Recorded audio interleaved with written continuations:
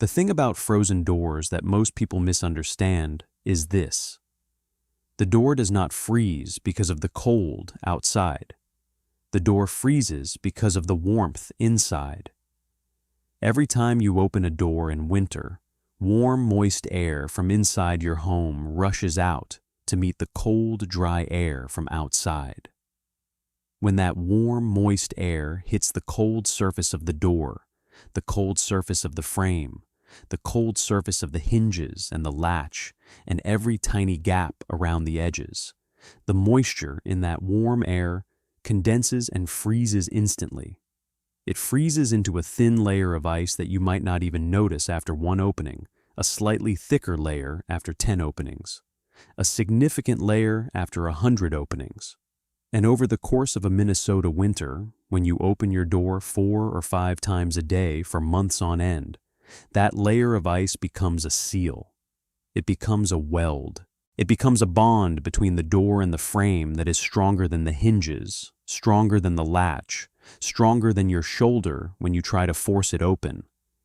The door becomes part of the wall. This is not a dramatic failure. It is not a sudden catastrophe. It is a gradual accumulation that happens so slowly you do not notice until the morning you try to open your door and discover that it will not move, that the ice has sealed it shut overnight, that you are trapped inside your own home with no way to reach your woodpile, no way to reach your well, no way to reach the outhouse, no way to reach anything at all. And if your fire goes out because you cannot reach your woodpile, and your water runs out because you cannot reach your well, and the temperature inside your home drops below the point where human bodies can maintain themselves, you will die. Not from cold, exactly. From being trapped by a door that froze shut because every time you opened it, a little more moisture condensed and a little more ice formed. And nobody told you that a single door in a cold climate is not a solution, but a trap waiting to spring. In the Minnesota settlement of Ironwood in the winter of 1887 into 1888, the doors began freezing in early December and did not stop until March. 11 families discovered on various mornings that they could not leave their homes. Most of them eventually forced the doors open using axes and crowbars and the combined strength of everyone inside, damaging the doors and frames in ways that made the freezing worse the next time. 3 families were not so fortunate. The Hendricks family lost their patriarch when he went outside during a brief thaw, and the door froze again before he could return. He died on his own doorstep, 6 inches from warmth, unable to open the door that had sealed behind him. The Garrett family ran out of wood on the 3rd day of being trapped, unable to force their door open despite hours of effort, and were found frozen together in their bed when neighbors finally broke through from outside. The Patterson infant died of dehydration because the family could not reach their well for 2 days. A door. A simple wooden door that was supposed to provide entrance and exit, safety, and access had become a killing machine. And half a mile from Ironwood, in a cabin with 2 doors instead of 1, Kaisa Mekala walked freely in and out of her home throughout the entire winter, never once fighting a frozen seal, never once trapped inside or locked out, never once facing the death that frozen doors had brought to her neighbors. If you want to understand how a Finnish immigrant brought 2,000 years of Arctic survival engineering to the Minnesota frontier and saved an entire settlement from the disaster that frozen doors create, subscribe to this channel and tell me in the comments where you are watching from. Kaisa had come to Minnesota in the spring of 1879, following her husband Eino from the forests of eastern Finland to the forests of northern Minnesota, which looked so similar to their homeland that Kaisa had wept when she first saw them. Not from sadness, but from the sudden overwhelming recognition that she had traveled 4,000 miles and arrived somewhere that her body already knew how to survive. The Finns had been living in the Arctic and subarctic regions of Scandinavia for longer than recorded history. They had developed techniques for surviving extreme cold that other cultures had never needed to learn because other cultures had the option of moving south when winter came. The Finns could not move south. South was the Baltic Sea, and beyond that, the empires of Russia and Sweden that had conquered and reconquered Finnish territory for centuries. The Finns stayed where they were and learned to survive conditions that would kill anyone who did not know the secrets that the land required. One of those secrets was the eteinen. In Finnish, eteinen means entrance hall, but the word does not capture what the structure actually does. The eteinen is an airlock. It is a small enclosed space between two doors that prevents the warm air of the interior from ever directly meeting the cold air of the exterior. When you approach a Finnish house in winter, you open the outer door and step into the eteinen. You close the outer door behind you. Only then do you open the inner door and step into the warm interior. At no point are both doors open simultaneously. At no point does the warm, moist air of the interior rush directly into the freezing exterior air.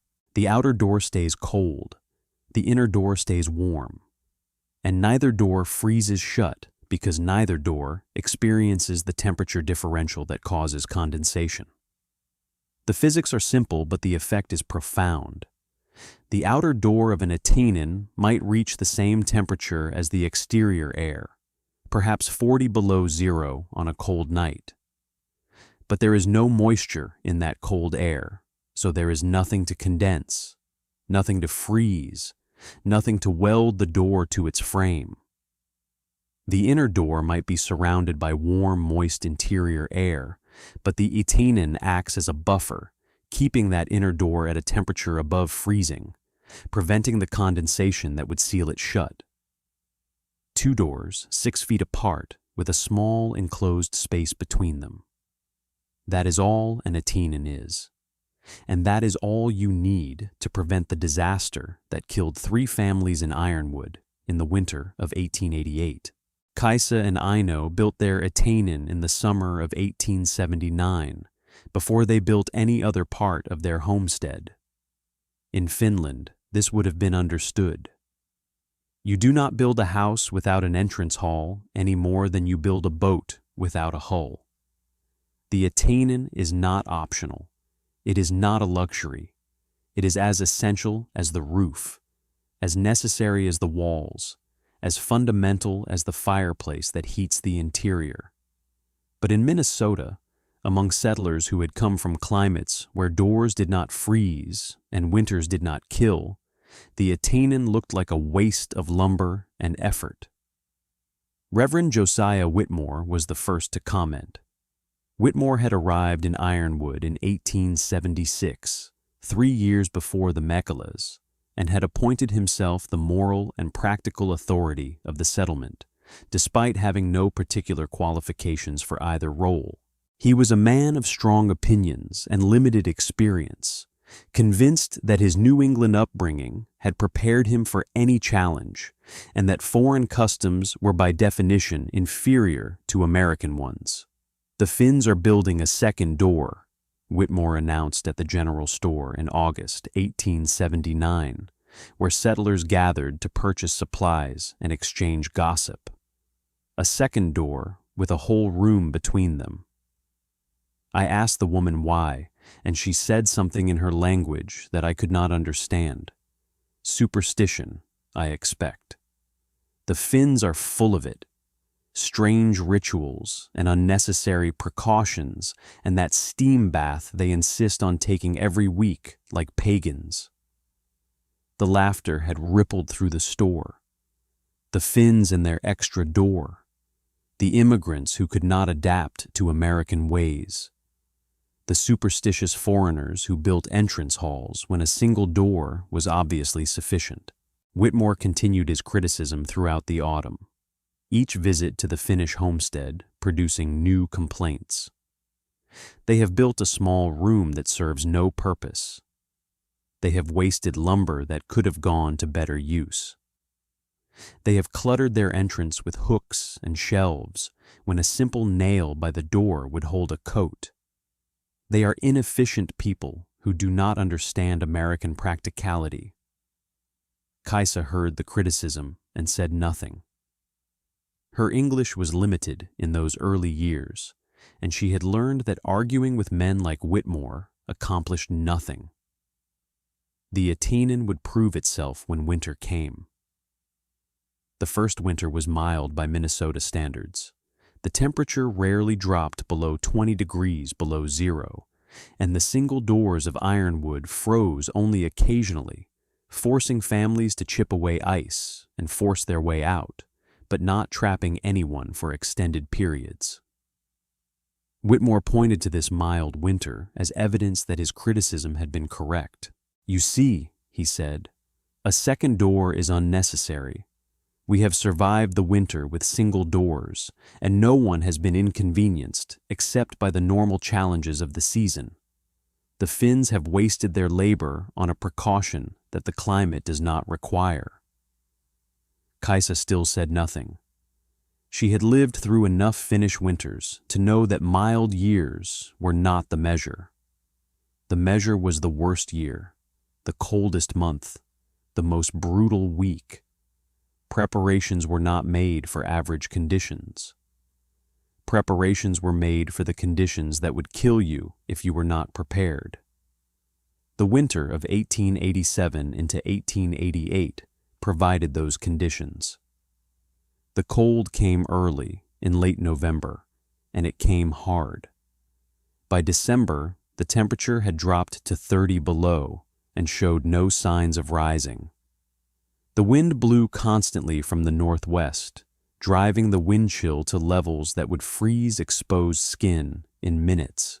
The snow fell in quantities that buried fences and blocked roads and turned the settlement of Ironwood into an isolated cluster of wooden boxes scattered across a white wilderness. And the doors began to freeze. The first reports came in mid-December, families mentioning at church that their doors were getting harder to open, that they had found ice around the edges, that they had to push harder each morning to break the seal that had formed overnight. Whitmore dismissed these reports as minor inconveniences, the ordinary challenges of winter that hardy settlers should expect and endure without complaint.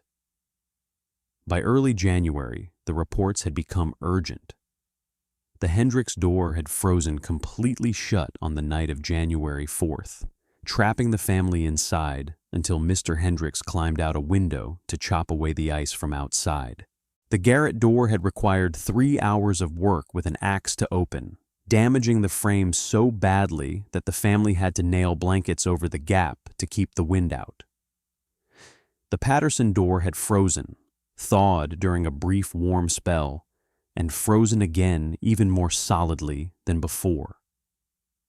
The physics of freeze-thaw-refreeze are particularly brutal. Each time a door freezes and is forced open, the ice that has formed is broken but not removed. Moisture remains in the cracks and gaps, ready to refreeze when the temperature drops again, and each refreezing fills those cracks and gaps more completely, creating a seal that is thicker and stronger than before. A door that freezes 3 or 4 times becomes progressively harder to open, until eventually it becomes impossible to open at all. The Garrett family died on January 11th. They had been trapped inside their cabin since January 8th, when their door froze shut overnight and would not yield to any amount of force. They had rationed their remaining firewood, hoping that help would come or that a thaw would loosen the ice, but no help came and no thaw occurred. By the morning of the 11th, their fire had gone out, their water had frozen, and the temperature inside the cabin had dropped to the point where survival was impossible. A neighbor discovered them 2 days later, frozen together in their bed, the adults wrapped around the children in a final attempt to share warmth that was no longer enough to share. The door that had killed them was still sealed shut. The neighbor had to break through a window to reach the bodies. The Hendricks patriarch died on January 14th in circumstances that were almost crueler because they were so close to survival. He had gone outside during a brief afternoon thaw to fetch wood from the pile by the barn. The temperature had risen to perhaps 5 above zero, warm enough to loosen the ice around the door, warm enough to allow him to pull it open and step outside. But the temperature dropped 40 degrees in less than an hour, one of those sudden shifts that the northern plains produce without warning. And by the time he returned to his door with an armload of wood, the door had frozen shut again. He pounded on it. His wife heard him pounding and tried to open it from inside. But the ice had formed too quickly and too thoroughly, and neither of them could break the seal from their side. He froze to death on his own doorstep, his body found the next morning with his hands still pressed against the door, 6 inches from the warmth that could have saved him. The Patterson infant died on January 16th, not from cold, but from dehydration. The family had been trapped inside since January 14th, unable to reach their well, unable to melt enough snow quickly enough to meet their needs because their fire was rationed to preserve their limited wood supply. The infant, more vulnerable to dehydration than the adults, weakened over 2 days and died in her mother's arms on the 3rd. These deaths shattered the settlement. 8 people dead in 1 week, killed not by blizzards or wild animals, or the dramatic dangers that frontier families expected, but by doors. Simple wooden doors that had been installed according to American practices, with single frames and single sets of hinges. Doors that worked perfectly well in the climates where those practices had developed, but that became death traps in the extreme cold of a Minnesota winter. On January 17th, a delegation arrived at the Makela homestead.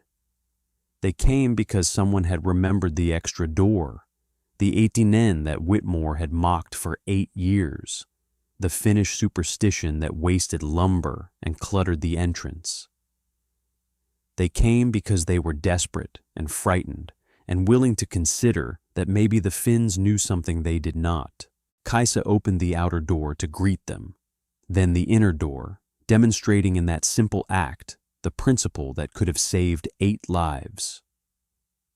The delegation stood in the Atainen, 4 men including Whitmore himself, and looked at what they had dismissed as unnecessary for 8 years. "It is just a small room," said Thomas Hendricks, the son of the man who had frozen on his doorstep. "Just 2 doors with a space between them. Why does this work when our single doors freeze?" Kaisa's English had improved over 8 years, enough to explain what the delegation needed to understand. "When you open one door," she said, "warm air meets cold air. The moisture in the warm air freezes on the cold door. Every time you open, more ice forms.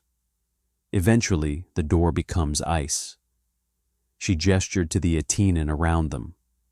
"Here, you open the outside door. Cold air enters this small room. You close the outside door. Then you open the inside door. The warm air from inside meets the air in this room, which is cold, but not as cold as outside. Less freezing, less ice. The outside door never touches warm air. The inside door never touches very cold air. Neither door freezes." Whitmore stood silent, his face working through emotions he could not name. He had mocked this structure for 8 years. He had called it superstition, inefficiency, a waste of lumber. And now 8 people were dead because he had convinced the settlement that single doors were sufficient. "I did not know," he said finally. Kaisa looked at him with eyes that had seen many winters in a harder country than Minnesota. "You did not ask.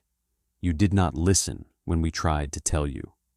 You assumed that because you had not seen this problem before, the problem did not exist. But we came from a place where this problem exists every winter. We knew the solution because our ancestors had 1,000 years to learn it. You have been in this cold for 10 years. We have been in this cold forever." The construction began immediately. Kaisa and Aino supervised the building of Itainen on every cabin in Ironwood over the following 3 weeks. The work was difficult in the extreme cold, but the settlers were motivated by fear and grief and the sudden understanding that their single doors were actively trying to kill them.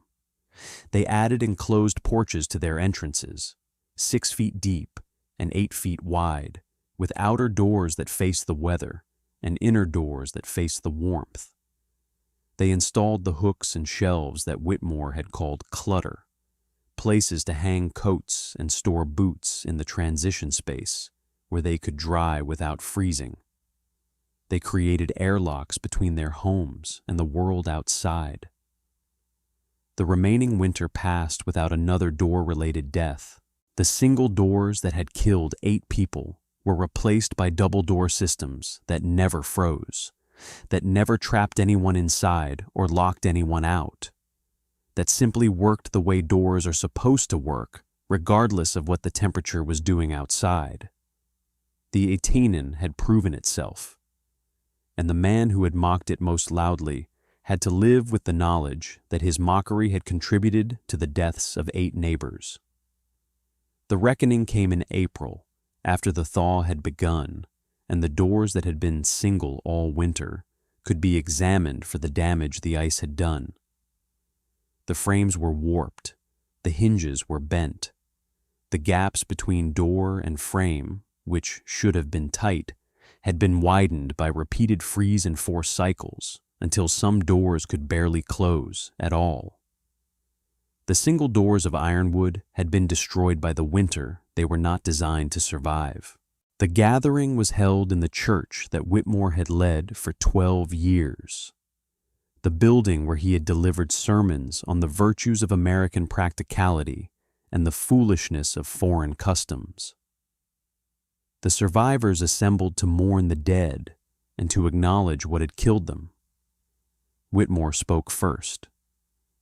It was necessary, perhaps, for him to speak first, to acknowledge his role in what had happened before anyone else could accuse him. I mocked the Finnish entrance hall for 8 years. I called it superstition. I called it a waste of lumber. I told this congregation that American practices were superior to immigrant customs that we did not understand. He stopped, unable to continue for a moment. 8 people are dead because I was proud. 8 people who might be alive if I had listened when the Mekkalas tried to explain what they knew. I did not listen because I assumed I knew better. I assumed that my experience in New England had prepared me for any climate. I assumed that if a practice was foreign, it must be inferior. He looked at Kaisa, who sat in the back of the church, as she had always sat in the back of everything, apart from the community that had never fully accepted her. "Mrs. Mekkala, I owe you an apology that I do not know how to give. I owe the dead an apology that they cannot hear. I owe this entire congregation an acknowledgement that my arrogance contributed to the deaths of people who trusted my judgment. I was wrong. I was dangerously, fatally wrong. And I will carry that knowledge for whatever years remain to me." Others spoke. The families who had lost members to frozen doors. The families who had been trapped but survived. The families who had watched their neighbors die while the Finnish homestead, half a mile away, functioned perfectly because the Finns had built what they knew how to build. When the testimonies were complete, Kaisa walked to the front of the church. She was uncomfortable with attention, a woman who preferred to let her work speak rather than her words, but she understood that some things needed to be said. In Finland, she began, we have a saying, Kilma opettaa, cold teaches. It means that winter is a teacher, and those who do not learn from it die. She looked around at the faces of the settlers who had laughed at her entrance hall. We did not invent the Atainen. We did not discover that 2 doors prevent freezing. We learned it from the cold over 1,000 years through the deaths of people who did not have Atainen and the survival of people who did. Our ancestors died so that we could learn. Their deaths taught us what we needed to know. She paused. Your ancestors did not die from frozen doors because your ancestors did not live in places where doors froze. You came here from places where this problem did not exist, and you assumed that because you had not seen it, it could not happen. This is natural. This is human. But it is also dangerous because the cold does not care what you have seen before. The cold only cares what you have built. Kaisa looked at Whitmore. I do not blame you for what happened. I blame the cold. But I hope you have learned what the cold teaches. When someone comes from a place that is harder than your place, listen to what they know. Their ancestors died to learn it. That knowledge is more valuable than your pride.